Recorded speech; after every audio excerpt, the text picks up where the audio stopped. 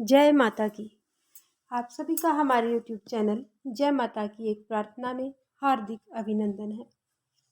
आज हम श्री विष्णु पुराण कथा का पहले स्कंद का 11वां अध्याय करेंगे।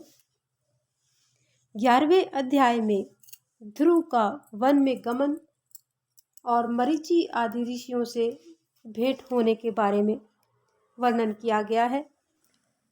इससे पिछले अध्याय यानी 10वें अध्याय में हमने जाना था कि भृगु, अग्नि तथा अग्निवात आदि पितरों की कौन कौन सी संतानें हुई, ये सब हमने 10वें अध्याय में जाना।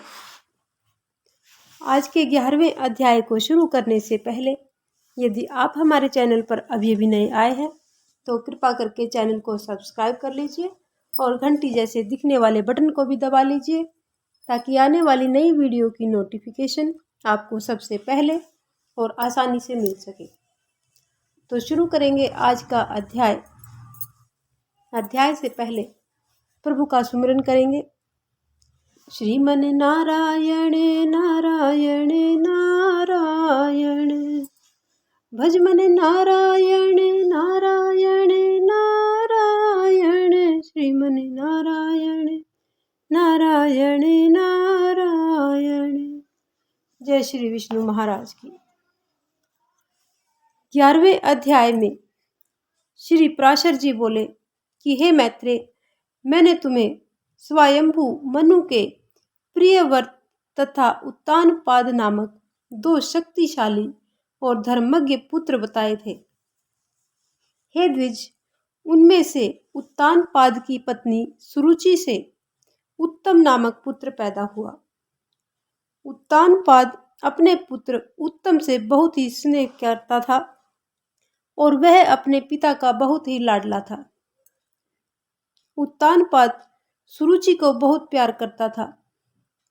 राजा उत्तानपाद अपनी सुनीति नामक राजमहिषी को विशेष प्रेम नहीं करता था। सुनीति से ध्रुव नाम का पुत्र उत्पन्न हुआ। एक दिन राजा उत्तानपाद राज दरबार में सिंहासन पर बैठे थे। उस समय उनकी गोद में उनका प्रिय लाडला पुत्र उत्तम भी बैठा था।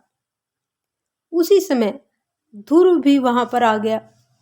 उसने अपने पिता की गोद में अपने भाई को बैठे हुए देखा तो ध्रुव के मन में भी इच्छा जाग उठी कि वह भी अपने पिता की गोद में जाकर बैठे। लेकिन राजा उत्तानपाद ने अपनी प्रेसी सुरुचि के सामने गोद में बैठाने के लिए आए अपने पुत्र ध्रुव को गोद में नहीं उठाया। उसने अपनी सौतन के पुत्र को राजा की गोद में बैठने के लिए लालायित देखकर सुरुचि इस प्रकार बोली कि अरे मुन्ना, बिना मेरे गर्भ से उत्पन्न हुए पराई स्त्री का पुत्र होकर भी तू व्यर्थ क्यों गोद में बैठने की इच्छा रखता है? तू अविवेकी है, इसलिए ऐसी अलभ्य और उत्तोत्तम वस्तु यानी गोद में बैठने की इच्छा करता है। यह ठीक है कि तू इनका पुत्र है, लेकिन तू मेरे गर्भ से तो उत्पन्न नहीं हुआ। संपूर्ण चक्रवर्ती महाराजाओं का आश्रय रूप यह राज सिंहासन तो सिर्फ मेरे पुत्र के योग्य ही है। तू क्यों व्यर्थ में अपने मन को संताप देता है? मेरे प्रिय पुत्र के समान कोई व्यर्थ इतनी ऊंची लालसा रखता है? क्या तुझे मालूम नहीं कि तेरा जन्म सुनीति के गर्भ से हुआ है? श्री पराशर जी बोले कि हे द्विज, विमाता के मुख से यह सब बातें सुनकर बालक ध्रुव क्रोध में अपने पिता के पास से अपनी माता के पास महल में उनके कक्ष में जा पहुंचा। हे मैत्रेय, बालक ध्रुव के होंठ गुस्से से कांप रहे थे। अपने पुत्र ध्रुव को इस तरह क्रोध में देखकर सुनीति ने उसे गोद में बिठाकर प्यार से उसके सिर पर हाथ फेरते हुए पूछा कि पुत्र, क्या बात है, तुम इतने क्रोध में क्यों हो? किसी ने मेरे पुत्र का अपमान किया है क्या? तेरा अपमान करके कौन तेरा पिताश्री का अपमान कर रहा है? श्री पराशर जी बोले कि अपनी माता की यह सब पूछने पर बालक ध्रुव ने अपनी माता से वह सारी बातें बता दी जो उनकी विमाता यानी उनकी जो सौतेली माँ थी उसने उसके पिता के सामने उससे कही थी। अपनी माता को सारी बातें बताकर बालक ध्रुव की आंखों में आंसू आ गए। अपने पुत्र ध्रुव को इस तरह से सिसकता हुआ देखकर उसकी माता सुनीति को बहुत ही दुख हुआ और वह अपने पुत्र ध्रुव से बोली कि हे पुत्र, सुरुचि ने ठीक ही कहा है, तू भाग्यहीन है। पुण्यवानों से उसके विपक्षी ऐसा नहीं कह सकते। लेकिन हे पुत्र, तू व्याकुल मत हो, क्योंकि पुत्र तूने पूर्व जन्म में जो कुछ किया है उसे कोई नहीं मिटा सकता। जो पुण्य तूने नहीं किया वह तुझे कौन दे सकता है। इसलिए हे पुत्र, तू अपनी विमाता की कही हुई बातों से दुखी मत हो, क्योंकि पुत्र जिसने पूर्व जन्म में पुण्य कार्य किए होते हैं उसी को राज सिंहासन, राज छत्र तथा उत्तम हाथी तथा घोड़े मिलते हैं। यह सब सोचकर ही तू धीरज रख। पूर्व जन्मों में किए हुए पुण्य कर्मों के कारण ही राजा सुरुचि में प्रीति रखते हैं और पुण्यहीन होने के कारण मुझ जैसी स्त्री भार्या अर्थात भरण करने योग्य ही नहीं कही जाती।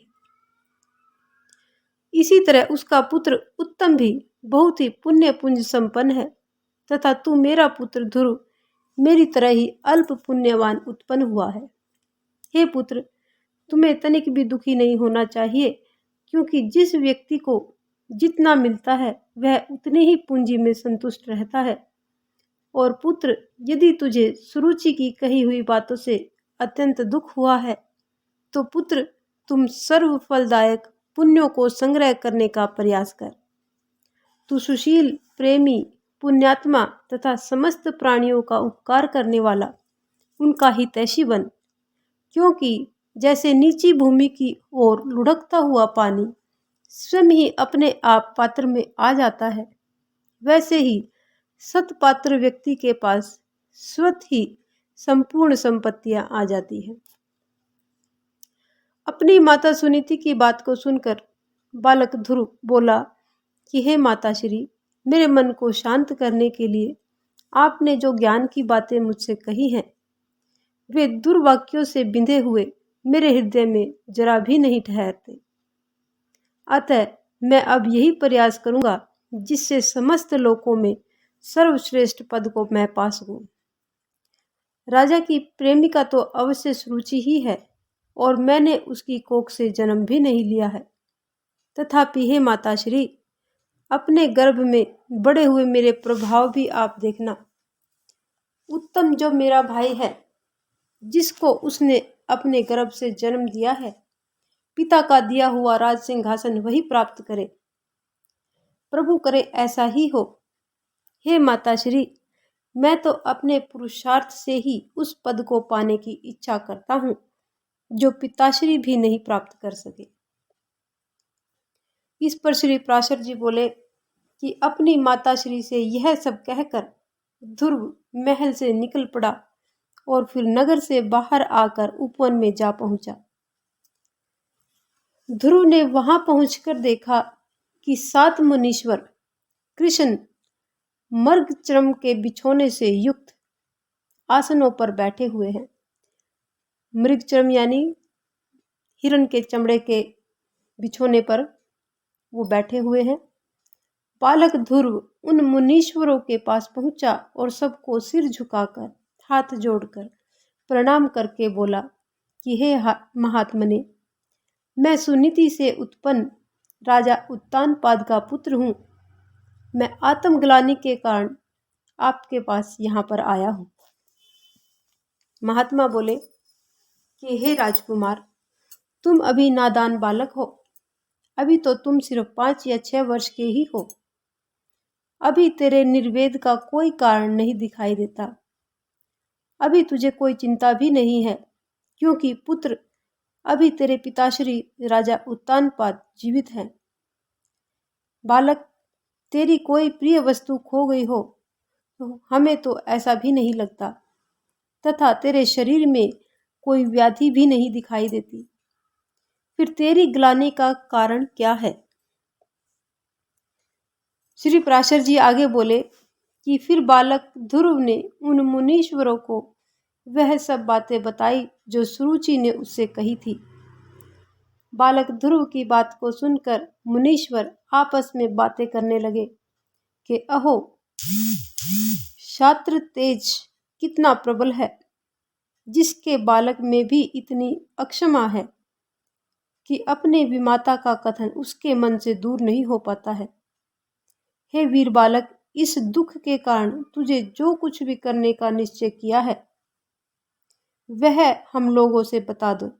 यानी उन महर्षियों ने कहा कि जो भी तुम्हारे मन में है वो हमें बता दीजिए कि तुम क्या करना चाहते हो।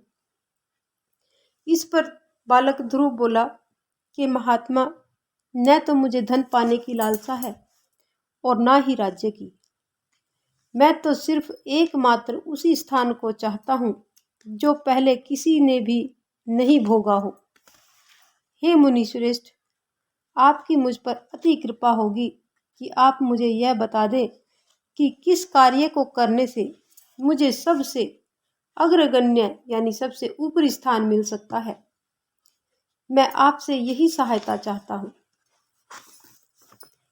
मरीचि जी बोले कि हे राजकुमार, मनुष्य को जो श्री गोविंद की आराधना किए बिना वह सर्वश्रेष्ठ स्थान नहीं प्राप्त हो सकता, इसलिए तू श्री नारायण की आराधना कर।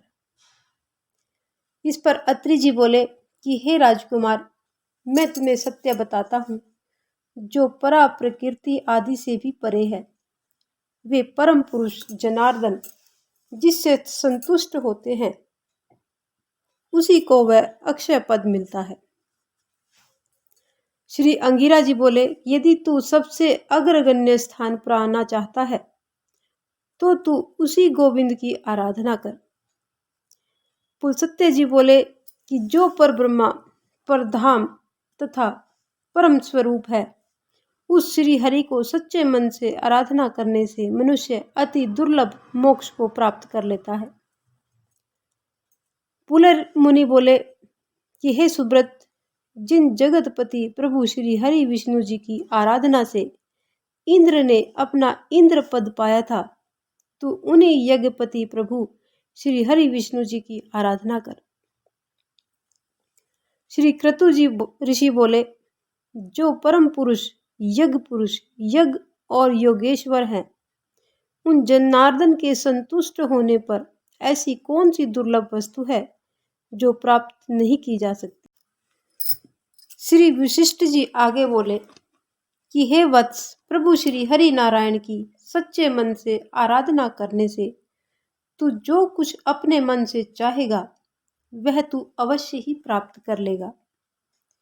फिर त्रिलोकी के उत्तमोत्तम स्थान की तो बात ही क्या है। ध्रुव बोला कि हे महर्षिगण, आपने मुझे अपने आराध्य देव के बारे में तो बता दिया, आप कृपा करके मुझे यह सब बताने की कृपा करें कि प्रभु को प्रसन्न करने के लिए मुझे क्या जपना होगा, उस महापुरुष श्री नारायण जी की किस प्रकार आराधना करनी होगी। इस पर ऋषिगण बोले कि हे राजकुमार, प्रभु श्री हरि विष्णु जी की आराधना में तत्पर पुरुषों को किस प्रकार उनकी उपासना करनी चाहिए, ध्यानपूर्वक सुनो। सर्वप्रथम मनुष्य को चाहिए कि समस्त बाह्य विषयों से चित्त को हटावे, यानी बाहर की सभी चीजों से मन को दूर करे और अपने मन को एकमात्र उन जगत आधार परमपिता परमेश्वर में स्थिर कर दे। हे राजकुमार, इस तरह एक ग्रचित होकर तन्मय भाव से जो जपना है वह सुनो। ओम हिरण्यगर्भाय पुरुष प्रधान और अव्यक्त रूप शुद्ध ज्ञान स्वरूप वासुदेव को प्रणाम है। इस पवित्र ओम नमो भगवते वासुदेवाय मंत्र को पूर्व काल में मैंने पिता में भगवान स्वयंभू मनु से जपा था। तब उसने प्रसन्न होकर श्री जनार्दन प्रभु से उन्हें त्रिलोक में दुर्लभ मनोवांछित सिद्धि प्रदान की थी। उसी प्रकार तू भी निरंतर ओम नमो भगवते वासुदेवाय का जप करता हुआ श्री गोविंद को प्रसन्न कर। तो ये था श्री विष्णु पुराण कथा का 11वां अध्याय, जो आज यहीं पर संपन्न होता है। इससे आगे की कथा 12वें अध्याय में हम जानेंगे। 12वें अध्याय में है ध्रुव की तपस्या से प्रसन्न होकर प्रभु श्री विष्णु जी का प्रकट होना और उसे ध्रुव पद देना। इन सब का वर्णन हम अपने अगले अध्याय अगली वीडियो में करेंगे। आज की हमारी ये कथा यहीं पर संपन्न होती है। यदि आपको हमारी ये कथा पसंद आए तो एक लाइक का बटन अवश्य दबाएं। इस प्रकार की और भी अन्य धार्मिक रोचक कथा कहानियों को जानने सुनने के लिए हमारे चैनल को लाइक करें, सब्सक्राइब करें और अपने मित्रों और प्रियजनों में आगे भी शेयर करते रहें। जय माता की।